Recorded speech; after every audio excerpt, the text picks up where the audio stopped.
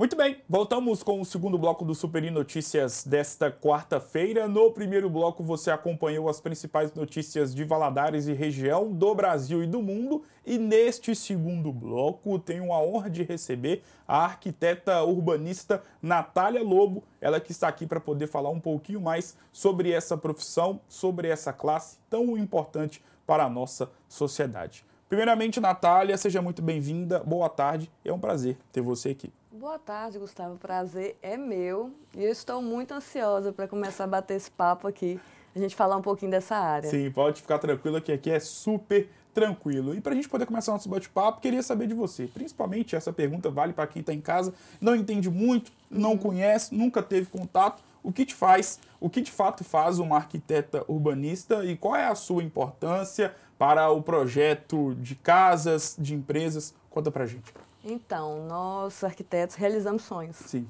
Aí, já começa com esse slogan, né? Já até um slogan. Nós realizamos sonhos, literalmente. Sim. Os clientes chegam a mim cheios de sonhos, expectativas.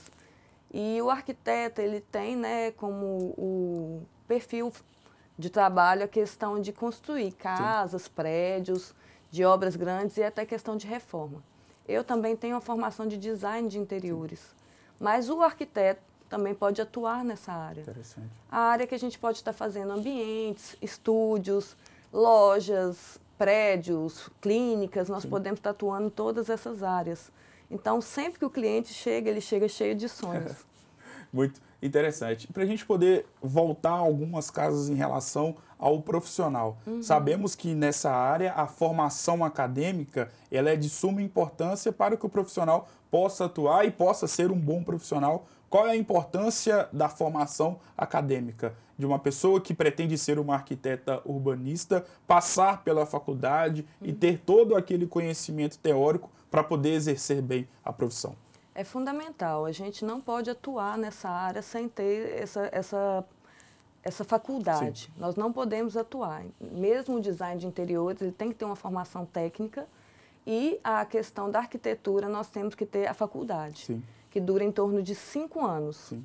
Então, é de extrema importância. E durante o período da formação acadêmica, da faculdade, qual a relação e qual o grau de importância dos estágios? Ou seja, a pessoa está fazendo a faculdade, mas ao mesmo tempo ela já tem ali um contato direto com a profissão. Sim, o que acontece? A prática ela é um pouco diferente da teoria nessa área.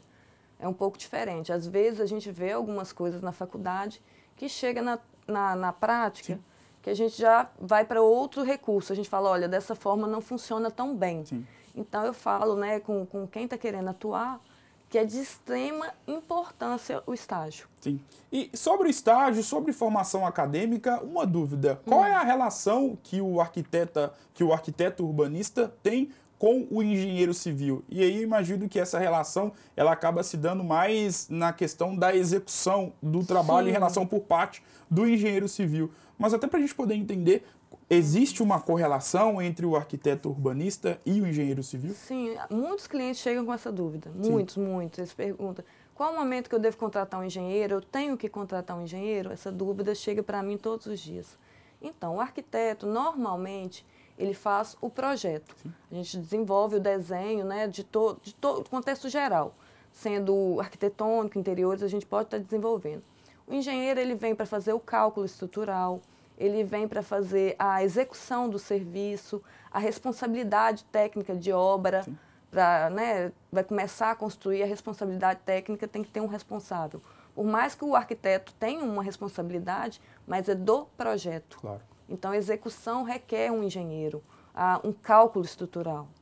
Nós sabemos, né, e ainda estamos vivendo um cenário, né, estamos inseridos num contexto pandêmico. E sobre a pandemia e a sua área de atuação, como vocês foram afetados por conta da Covid-19? Houve uma queda no número de trabalhos? Enfim, conta pra gente. Então, a pandemia, ela me surpreendeu bastante. Ela foi uma surpresa para mim, porque eu vi muitas áreas, né, com problemas de clientes, de aumento de volume. E a nossa, né, diminuição também, e a nossa área, ela está super aquecida. As pessoas passaram a ficar mais tempo dentro de casa.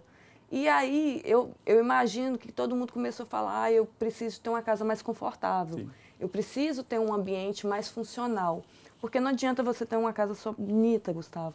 Tem que ser uma casa que funciona para a sua rotina. E muitas pessoas começaram a inserir o home office. Sim. Então, sentiu a necessidade de ter um ambiente tranquilo de trabalho e um ambiente bacana para morar. Claro. Então, a pandemia, ela só aumentou a questão do fluxo de arquitetura. As pessoas começaram a ver a necessidade de ter uma casa bem projetada. Até para poder linkar com a próxima indagação. Portanto, dá para a gente poder afirmar que neste momento de 2021, vocês, profissionais da arquitetura, veem e estão percebendo um reconhecimento, vocês estão sendo mais valorizados, ou é uma classe ou uma área que sempre foi valorizada? Não, na verdade, o arquiteto, durante muitos anos, ele lutou para ser reconhecido. Antigamente tinha-se a cultura de chamar mestre de obra, chamar colegas, chamar marcenaria, chamar todo mundo para fazer o projeto. E ninguém contratava o arquiteto, porque tinha aquela cultura que era algo de luxo. Sim. E não, o arquiteto não é algo de luxo, ele vai deixar a sua casa funcionando de acordo com a sua rotina. Sim. Eu costumo falar com alguns clientes que eu falo, olha, não existe projeto igual. Isso não existe, cada família tem sua rotina. Claro. Alguns acordam cedo, outros tarde, ou tem menos membros de família, mais. Então, cada projeto, ele sai de acordo com a sua necessidade. E agora, todo mundo começou a sentir falta disso, principalmente com a pandemia. Sim.